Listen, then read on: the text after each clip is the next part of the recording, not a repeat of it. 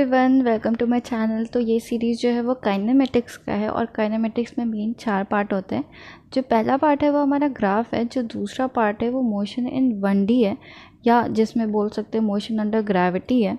जो हमारा तीसरा पार्ट है उसमें आता है प्रोजेक्टाइल और जो हमारा चौथा पार्ट है उसमें आता है रिलेटिव मोशन। तो आज हम लोग ग्राफ पढ़ेंगे।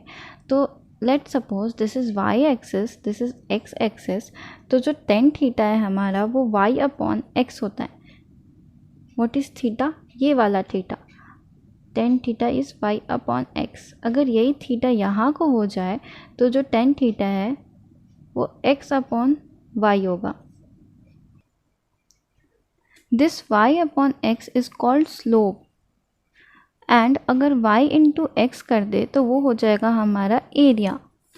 नाउ अगर y जो है वो हमारा डायरेक्टली प्रोपोर्शनल टू x है, मतलब ये जो है वो स्ट्रेट लाइन बनाएगा। अगर y जो है वो हमारा directly proportional to x square है तो जो हमारा ग्राफ है ये स्ट्रेट लाइन है, 0 से स्टार्ट हो रहा है, वो हमारा ग्राफ या तो ऐसे होगा या तो ऐसे होगा।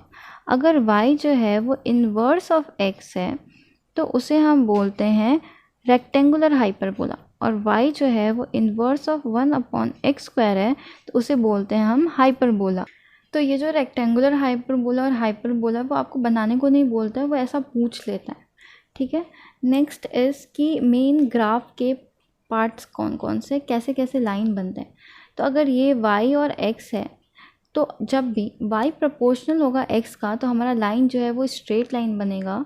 और अगर जब भी हमारा x कांस्टेंट होगा, x कांस्टेंट मतलब क्या, x में कोई भी चेंज नहीं आ रहा है, यहाँ पे देखो सिर्फ y में चेंज आ रहा है, तो x कांस्टेंट होगा तो ये ग्राफ होगा।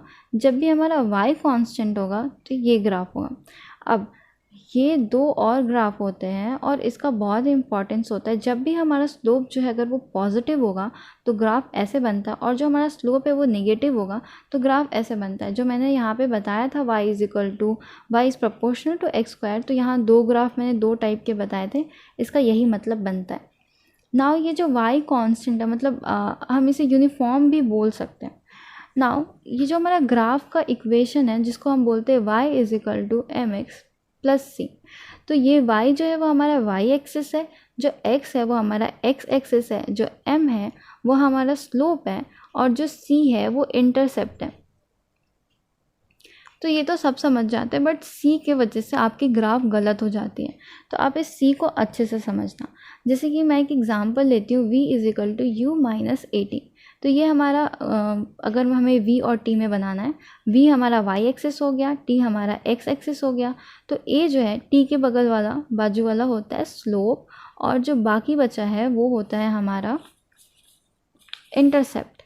ओके, तो यहाँ जो हमारा स्लोप है वो देखो वो निगेटिव है, तो आप अच्छे से ध्यान रखना, यहाँ जो स्लोप है वो पॉजिटिव है, तो और ये जो स्लोप है वो हमारा नेगेटिव बन रहा है, तो हमें स्लोप ऐसे बनाना है। और ये क्योंकि u जो है यानी कि जो इंटरसेप्ट हमारा वो पॉजिटिव है, तो वो ऊपर से हमने बनाया है, क्योंकि ये इंटरसेप्ट जो है वो हमारा पॉजिटिव है और जो स्लोप है वो हमारा निगेटिव है। बट अगर इसी में क्वेश्चन आए v is equal to u plus a t, तो आपका जो ग्राफ होगा v और t का, v हमारा y एक्सिस, t हमारा x एक्सिस, और a जो है वो हमारा स्लोप है, बट यहाँ पे u इंटरसेप्ट है। तो आप ग्राफ अगर ऐसे बना दोगे तो गलत हो जाएगा। आपको ग्राफ बनाना है ऐसे, ये वाला ग्राफ आपका सही होगा। यहाँ पे u इंटरसेप्ट जो है हमारा वो पॉजिटिव है, और जो एक्सेलरेशन है वो हमारा इंक्रीज़ कर रहा है, क्योंकि y जो है वो प्रोपोर्शनल टू x है, तो ये स्ट्रेट लाइन ही आना था। ओके, नाउ अब बात करते हैं कि जब भी रिटार्डेशन का मैंने बता दिया, ये ऐसा होता है। एक और होता है, जैसे मान लो ग्राफ यहाँ से स्टार्ट हो गया, इसका मतलब क्या होगा कि ऐसा थोड़ी है कि ये वाला ग्राफ ही ऐसा है कि इधर भी पॉजिटिव है इधर भी पॉजिटिव है तो यहाँ से लिख देंगे, नहीं। ये तब होता है जब हमारा इंटरसेप्ट जो होता है वो निगेटिव होता है। अगर हमारा इंटरसेप्ट निगेटिव होगा तो ये यहाँ से स्टार्ट होगा, जब ये यहाँ से स्टार्ट होगा और हमारा स्लोप जो है वो पॉजिटिव दिया हुआ है तो ये ग्राफ ऐसे स्टार्ट हो जाएगा। बट जनरली जो है हमारे क्वेश्चन में ग्राफ ऐसे नहीं बना के देते, हमारे क्वेश्चन में ग्राफ ऐसे बना के देते हैं। तो ये आपको समझना है कि ये पीछे बैकवर्ड से स्टार्ट हो रहा है, जहाँ पे हमारा इंटरसेप्ट जो है वो निगेटिव है। Okay, now one more thing कि जब भी हमसे डिफरेंशिएशन इंटीग्रेशन का बात आता है ग्राफ में, तो वो मेनली जो है जब डिस्प्लेसमेंट से अगर हमें वेलोसिटी और वेलोसिटी से फिर हमें एक्सेलरेशन को जाना होता है, तो हमें डिफरेंशिएशन और इंटीग्रेशन का हेल्प लेना पड़ता है। जब हमें डिस्प्लेसमेंट से वेलोसिटी जाना है तो आपको करना पड़ेगा डिफरेंशिएशन, और जब वापस आना है तो आपको करना पड़ेगा इंटीग्रेशन। सेम अगर आपको वेलोसिटी से एक्सेलरेशन जाना है तो आपको डिफरेंशिएशन करना पड़ेगा, और एक्सेलरेशन से वेलोसिटी को आना है तो आपको डिफरेंशिएशन करना पड़ेगा। वैसे भी मैंने यहाँ पे बताया है कि जो हमारा स्लोप होता है y/x, तो वो tan थीटा होता है। अब उसको हम इसके थ्रू पढ़ेंगे। मान लो हमें वेलोसिटी निकालना है, कहाँ से? डिस्प्लेसमेंट्स निकालना है। v = ds/dt, ये डिफरेंशिएशन। अगर हमें डिस्प्लेसमेंट निकालना है, s निकालना है, किससे निकालना है? तो हमें वेलोसिटी से निकालना है, तो हमें इंटीग्रेशन करना पड़ेगा v × dt का इंटीग्रेशन। सिमिलरली अगर हमें वेलोसिटी से एक्सेलरेशन निकालना है, मतलब हमें एक्सेलरेशन निकालना है a = dv/dt, और अगर हमें वेलोसिटी निकालना है किससे? एक्सेलरेशन से, तो v = integration of a × dt। तो वैसे भी आपको ये फॉर्मूला तो पता ही है कि वेलोसिटी जो होता है वो डिस्प्लेसमेंट अपॉन टाइम होता है, बट इसको ग्राफ में कैसे यूज़ करें हम उसको सीखेंगे। तो जैसे अगर मान लो कोई ये ग्राफ है, फॉर एग्जांपल ये ग्राफ है, ठीक है, फॉर एग्जांपल, तो इसका जो भी हम एरिया निकाल रहे हैं, ठीक है, तो जैसे अगर हम v × dt इसको अगर हम इंटू करके निकाल दिए, इसमें जो भी आएगा, जो भी वैल्यू पुट करके आएगा एरिया ऑफ ट्रायंगल, तो वो हमारा डिस्प्लेसमेंट हो जाएगा। तो अगर हम इसको इंटू करेंगे तो जो हमारा डिस्प्लेसमेंट होगा वो क्या होगा? जो हम एरिया निकालेंगे वही होगा डिस्प्लेसमेंट। अगर हमें इसी में a निकालना है, क्योंकि v और t का ग्राफ का स्लोप तो a होगा, ये जो है हमारा वो स्लोप है, क्योंकि मैंने ऊपर में बताया था कि जो हमारा tan थीटा y/x उसको हम स्लोप लिखते हैं, यानी कि a = dv/dt, तो जो हमारा a है वो स्लोप होगा। तो एक ही ग्राफ से आप दो चीज़ निकाल सकते हो। अगर आप इसको इंटू कर दिए, मतलब ट्रायंगल का एरिया निकाल दिया, half into base into height, तो आपका निकल जाएगा डिस्प्लेसमेंट। बट ऑन इसके वैल्यूज यानी कि dv/dt, तो आपको स्लोप निकल जाएगा जो कि होगा एक्सेलरेशन। बात करते हैं कि यूनिफॉर्म स्पीड क्या होता है, क्योंकि ये जो ग्राफ है वो हमारे मोशन इन 1D में काफ़ी जगह पे काम आता है, और इनफैक्ट ये ग्राफ का हर चैप्टर में कहीं ना कहीं यूज़फुल होता है।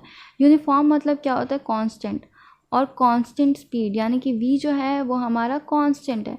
जब भी v कांस्टेंट होगा हमारा a 0 होगा। क्यों? क्योंकि a जो होता है वो dv/dt होता है, यानी कि डिफ्रेंशिएशन होता है, और किसी भी कांस्टेंट का डिफ्रेंशिएट करोगे तो आपका आंसर 0 आएगा। e = u + at।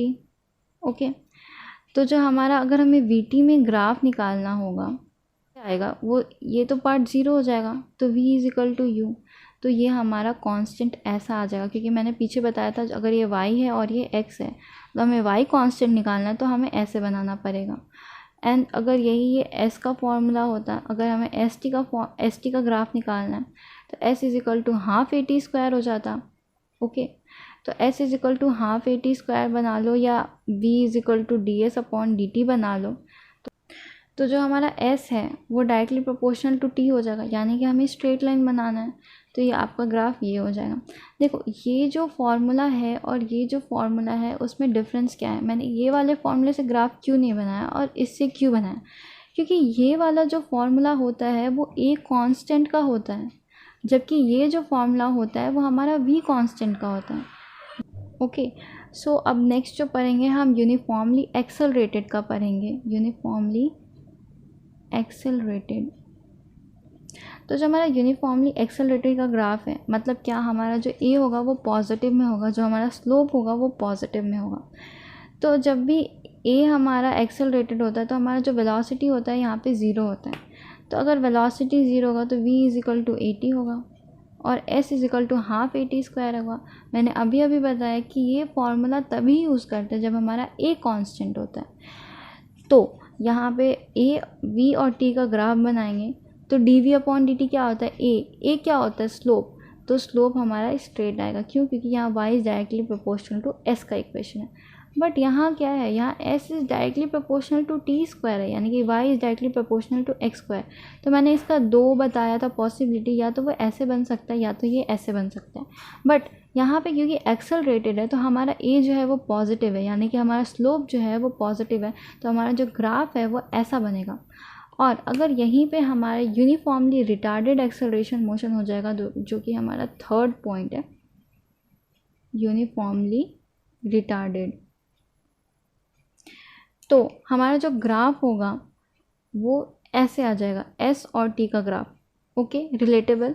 और जो हमारा vt का ग्राफ आएगा, अब इसे ध्यान से देखना, जो हमारा वेलोसिटी है वो u माइनस ए टी होगा, हमारा स्लोप जो है वो निगेटिव जा रहा है, यानी कि हमें ऊपर से नीचे स्टार्ट करना है, और जो हमारा इंटरसेप्ट है वो पॉजिटिव है, इसलिए हमने ऊपर से स्टार्ट किया है।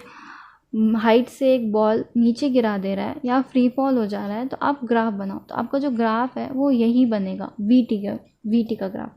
अब कुछ क्वेश्चंस पे आते हैं ग्राफ के। तो जो सबसे पहला क्वेश्चन है कि कभी कभी पूछता है कि which of the following graph is not correctly represented. तो जब भी अगर ग्राफ में दो पॉइंट एक ही जगह पे हो, इसका मतलब क्या, एक ही पॉइंट पे दो स्लोप, जो कि पॉसिबल है ही नहीं। तो ऐसे ग्राफ, यानी कि अगर मान लो आप ये पॉइंट ले लो, तो एक ही पॉइंट पे दो स्लोप बनेंगे, तो ये वाला ग्राफ नहीं बनेगा। यहाँ पे ये जो है वो बन सकता है क्योंकि एक ही पॉइंट पे दो नहीं है, लेकिन अगर यहाँ पे ये रहता तो ये नहीं बन पाता।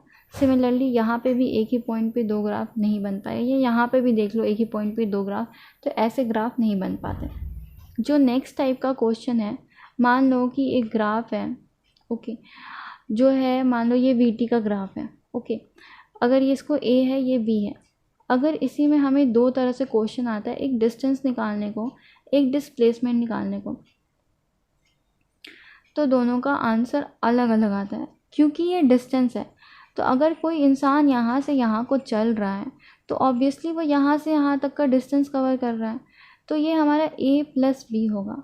बट क्यों ऊपर वाला पॉजिटिव होता है और नीचे वाला निगेटिव होता है, तो यहाँ पे डिस्प्लेसमेंट में a माइनस बी होगा। अगर ये दोनों का इक्वल होता वैल्यू तो ये ज़ीरो हो जाएगा। अब जो थर्ड टाइप का क्वेश्चन है, जैसे मान लो कि ये ग्राफ है, ये एस टी का ग्राफ है, यहाँ पे वेलोसिटी जो है पॉइंट ए पे v1 है, टाइम t1 है, यहाँ पे पॉइंट बी पे v2 है, टाइम t2 है, यहाँ पे एक्सेलरेशन पूछ रहा है, तो वो होता है dv अपॉन dt। तो मतलब v2 minus V1 upon t2 minus t1, okay. तो अच्छे से ध्यान देना, ये एस टी का ग्राफ है, मतलब इसका स्लोप जो है वो v निकल रहा है, और हमें यहाँ पे अगर एक्सेलरेशन पूछेगा तो एक्सेलरेशन का फॉर्मूला होता है dv अपॉन dt। तो स्लोप का निकालने का और एरिया का निकालने का ये आपको बहुत ही क्लियर होना चाहिए, तभी आपसे क्वेश्चन जल्दी बनेगा। नाउ जो लास्ट टाइप का क्वेश्चन होता है, ये बहुत ही स्टैंडर्ड क्वेश्चन है, वैसे इसको सॉल्व करके निकालना पड़ता है, बट मैं आपको डायरेक्ट बता रही हूँ। जैसे मान लो एक बॉडी है जो कि अल्फ़ा से एक्सेलरेट करके इस पॉइंट तक पहुँचा, और इस पॉइंट से फिर डी एक्सेलरेट करके वापस पहुँचा, तो जो इसका एक्सेलरेशन होता है, मैं डायरेक्ट फॉर्मूला बता रही हूँ, वो होता है alpha beta upon alpha plus beta. जो वेलोसिटी होता है वो होता है alpha beta upon alpha plus beta into time. A है, ए इज इक्वल टू क्या होता है, d v upon d t, तो वी क्या होगा, ए इंटू टी, तो हमने ए इंटू टी कर दिया। और इसका डिस्टेंस का भी फॉर्मूला होता है s is equal to alpha beta t का square upon 2 alpha plus 2 beta. So हमारे ग्राफ के जितने भी पॉइंट्स थे मैंने कवर कर दिया है।